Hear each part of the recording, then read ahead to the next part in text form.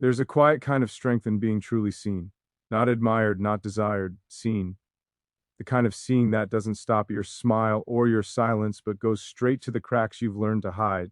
I've lived long enough to know that most people love the version of you that makes them comfortable. But once in a lifetime, you meet a woman who looks at you and doesn't flinch. She notices the pauses in your voice, the weight behind your calm, the battles you never announce. And instead of turning away, she stays. This is not a story about romance alone. This is a story about courage. Because when someone sees through you, there's nowhere left to perform, nowhere left to pretend. You are forced to meet yourself honestly. I used to believe strength meant being unreadable. Calm face, steady voice, no unnecessary words. I thought if I could carry my weight without asking for help, without letting anyone see how heavy it really was, then I was doing life the right way. People praised that version of me. They called it maturity. They called it control. But what they really loved was how little trouble I caused by staying hidden. Then she came into my life without noise. No drama. No need to impress. She didn't ask the usual questions. She didn't rush to define me. She watched. She listened. And that kind of attention is uncomfortable when you've built your identity around not being noticed too deeply. She saw the pauses in my sentences and didn't interrupt them. She noticed how I smiled at the right moments but went quiet afterward. She recognized the difference between peace and emotional exhaustion. When I said I was fine, she didn't argue, but she didn't believe me either.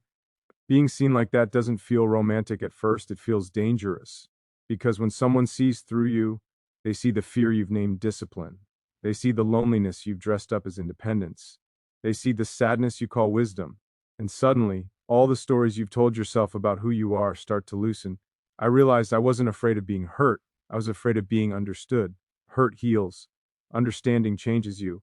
It removes the excuses. It asks you to take responsibility for the parts of yourself you've been protecting instead of healing. She didn't try to fix me. That's important. Real seeing isn't about correction. It's about presence. She stayed consistent. Same tone on my good days and my worst ones. Same respect when I was strong and when I was tired. That kind of steadiness forces a man to stop performing because there's no reward for pretending anymore. I learned that vulnerability isn't about spilling everything at once. It's about not lying when silence would be easier. It's about letting someone sit next to your truth without rushing to clean it up. That takes more courage than anger, more strength than control. There's a moment when you realize the armor you built to survive is now the thing keeping you isolated. And when a woman sees through you, she doesn't rip that armor away. She waits. She lets you feel how heavy it is. She trusts that one day you'll choose to set it down yourself. That choice is where growth lives. Not in grand speeches or dramatic promises, but in small, honest moments. Admitting you don't have all the answers. Letting someone witness your uncertainty. Allowing love to be something safe instead of something you manage. I understood then that love isn't about being admired for your strength. It's about being accepted in your honesty. And the woman who sees through you doesn't fall in love with your image. She connects with your reality. That kind of connection doesn't shout. It doesn't chase. It stays. It waits. It sees. And when you're seen that clearly, you either run or you finally meet yourself without defenses, without excuses, without the need to be more than you are in that moment, standing there exposed, human, learning that being real was always the bravest version of strength you could ever use. To think vulnerability was a liability, something that slowed you down, something that gave other people access to parts of you they didn't earn. So I trained myself to be composed, measured. I learned how to stay quiet when I was hurting and useful when I was tired. I learned how to show up without being fully present. From the outside, it looked like strength. Inside, it was just containment. The world rewards men who don't break, or at least men who don't let it show. You get respect for endurance, not for honesty. You get approval for carrying weight silently, not for admitting it's heavy. So I became good at holding things in, good at listening without sharing, good at being the stable one while slowly disconnecting from myself. What no one tells you is that suppression doesn't make you strong, just makes you distant. And distance feels safe until it starts to feel empty. You wake up one day and realize you're respected but not known, needed but not understood, present but not fully alive.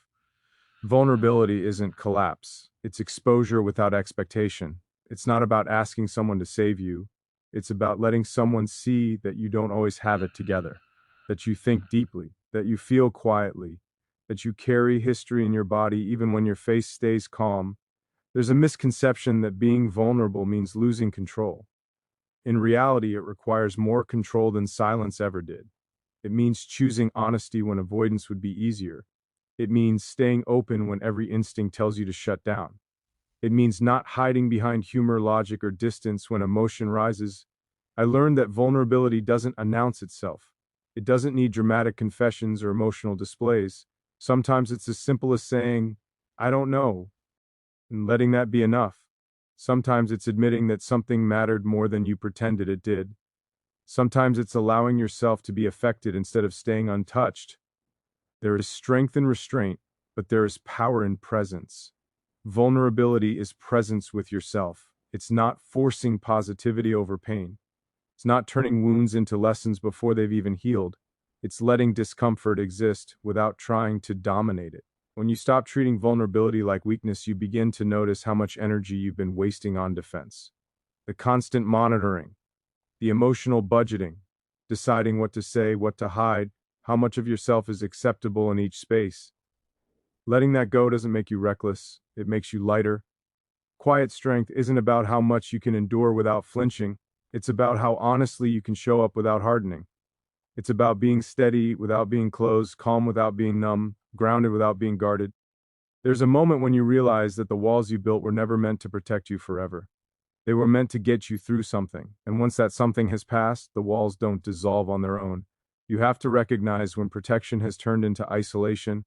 Vulnerability asks you to trust selectively, not blindly. It asks you to be discerning, not defensive, to open doors slowly instead of barricading them permanently. It's not about giving everyone access, it's about not denying yourself connection out of fear. I discovered that the strongest people aren't the ones who feel the least. They're the ones who feel deeply and still choose integrity over reaction. They don't use their pain as an excuse to harden. They don't weaponize their past. They don't confuse emotional distance with wisdom. Vulnerability also means allowing yourself to be impacted by kindness, letting care land instead of deflecting it, letting appreciation sit without minimizing it, letting someone show up for you without feeling like you owe them strength in return. There's humility in that, and humility is a form of courage most people overlook. It takes bravery to stop proving and start being, to stop performing resilience and start practicing honesty. The quietest strength I've ever known came from moments when I admitted I was tired of carrying everything alone. Not in a way that demanded rescue, in a way that simply told the truth. And the truth didn't make me smaller. It made me more human. Vulnerability doesn't solve your problems, it changes your relationship with them.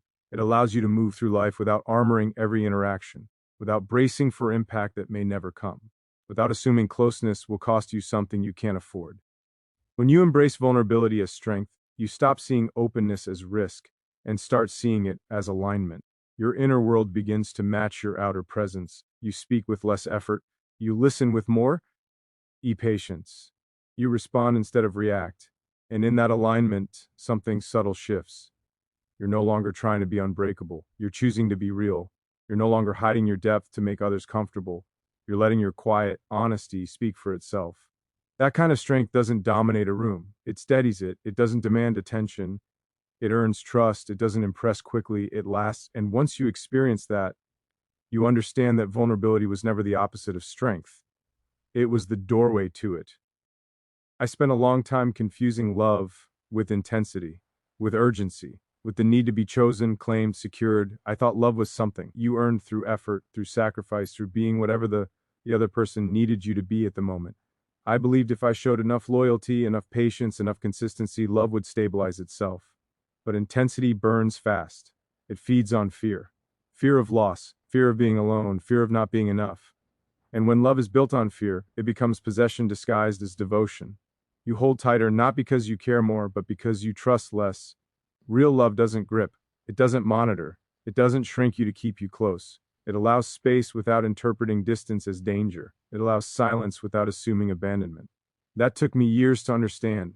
Presence is different from attachment. Attachment needs reassurance. Presence offers steadiness. Attachment asks, are you mine? Presence says, I'm here. One is rooted in insecurity, the other in choice.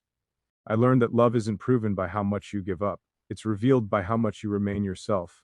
If being with someone requires you to disappear, that's not intimacy. That's erasure. And it happens quietly, one compromise at a time. until you don't recognize your own reflection. Presence means showing up as you are, not as a solution, not as a role, not as a performance. It means listening without planning your response. It means staying when things are calm, not just when they're dramatic.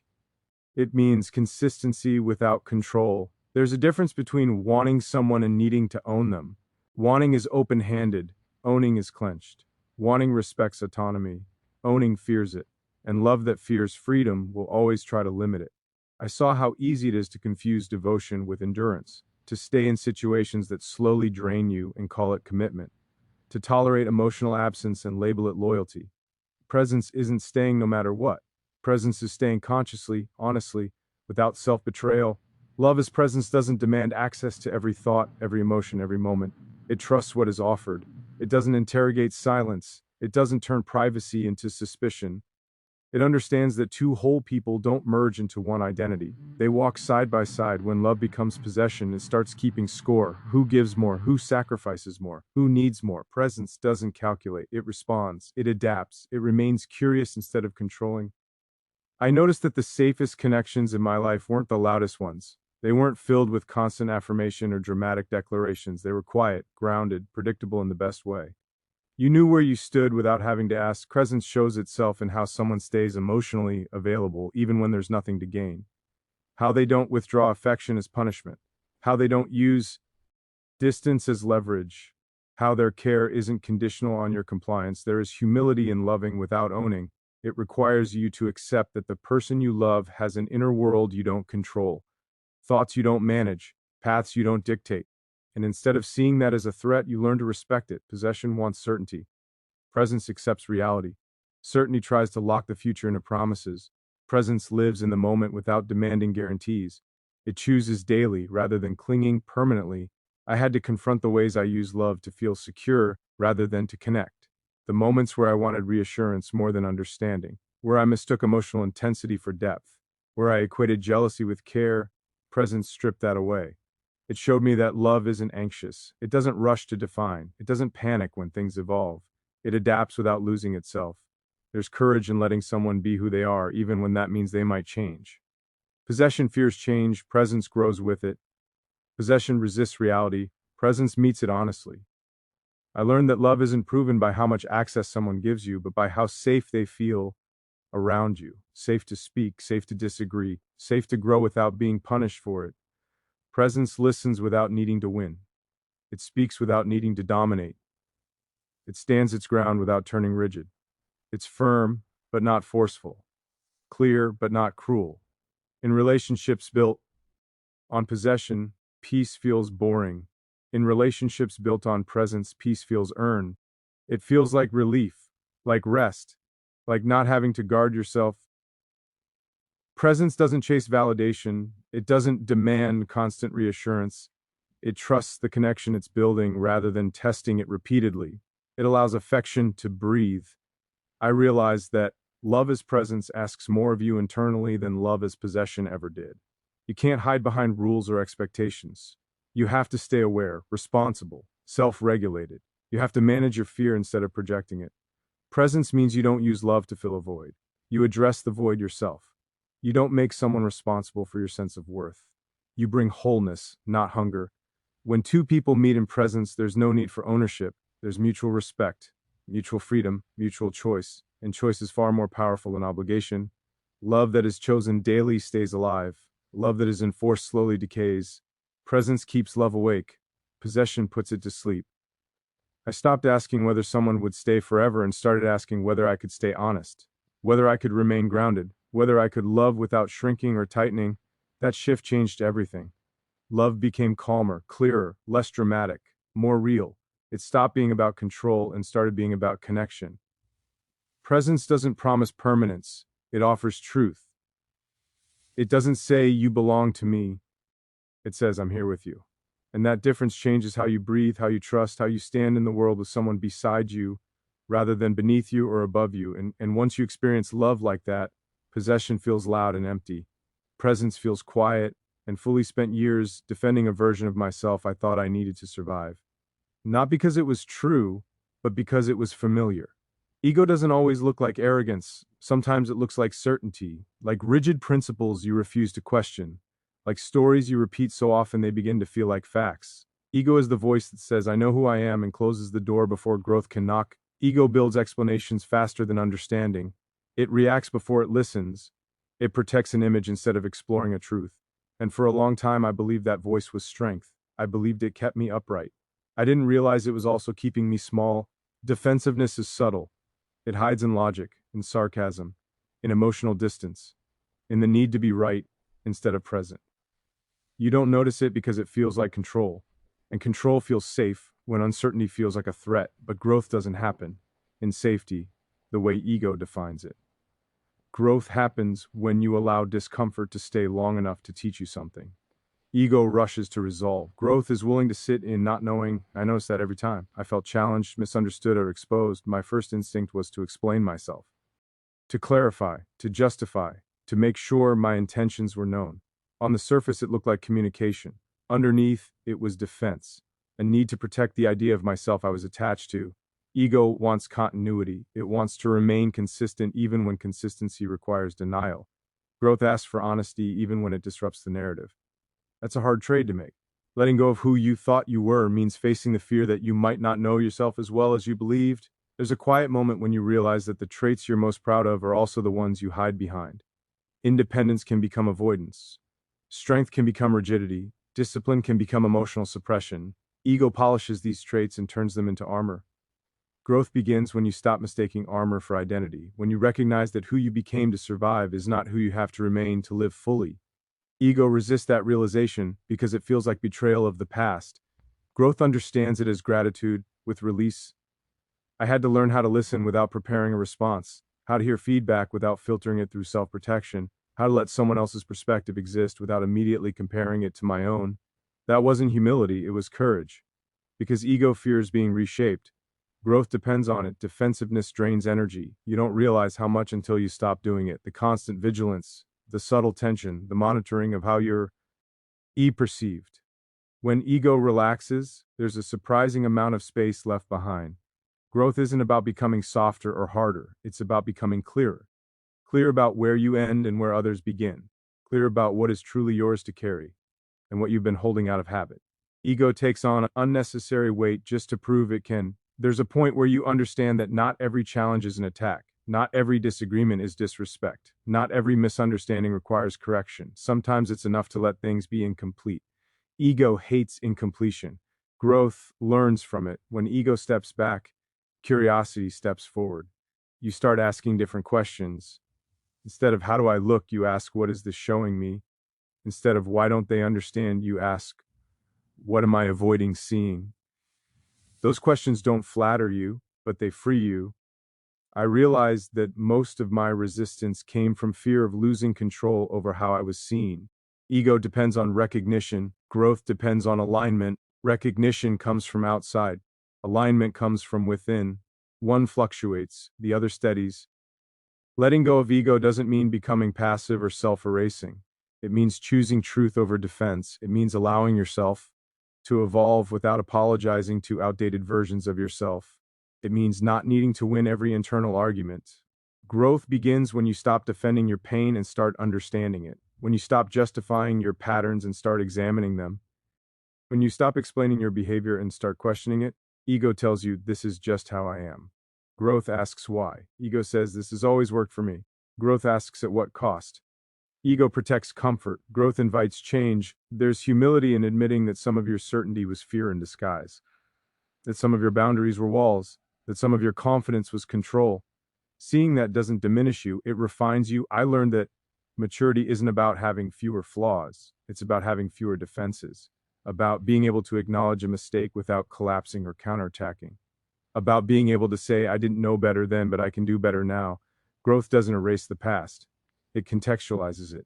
Ego clings to history to justify the present. Growth uses history to inform the future.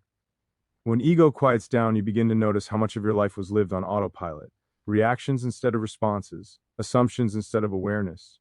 Growth wakes you up to those moments. It takes strength to let your identity be flexible. To allow yourself to change your mind. To update your beliefs. to release labels that no longer fit. Ego treats change as instability. Growth recognizes it as intelligence. I stopped asking how to protect myself and started asking how to understand myself. That shift didn't make life easier. It made it truer. And truth has a way of simplifying what ego complicates. Growth begins in the moment you don't rush to defend your positivity. When you pause long enough to feel what's underneath the urge to react. When you choose awareness over reflex, there is a quiet confidence that comes from not needing to prove who you are, from letting your actions speak without narrating them, from trusting that you don't need to be constantly understood to be valid. Ego wants affirmation, growth wants clarity. One is addictive, the other is grounding. As ego loosens its grip, you find yourself more open to learning from unexpected places, from people you once dismissed, from situations you once avoided. Growth doesn't care where the lesson comes from. Ego cares who gets credit. I learned that inner peace isn't the absence of challenge, it's the absence of resistance to learning. Ego resists, growth receives, and in that receiving, something shifts. You move through the world with less friction, less explanation, less internal noise. You don't need to defend your worth because you're no longer questioning it. Growth begins where ego no longer needs to be right, where it no longer needs to dominate the narrative, where it no longer needs to protect an image that was built in a different season of your life. And in that space, you start to become someone who can meet the present moment without armor, without performance, without fear of being reshaped by what is true, standing open, aware, unfinished, allowing yourself to continue becoming without needing to decide who you must be before you listen, before you learn, before you change, before you take the next step forward into a version of yourself that isn't defended but discovered.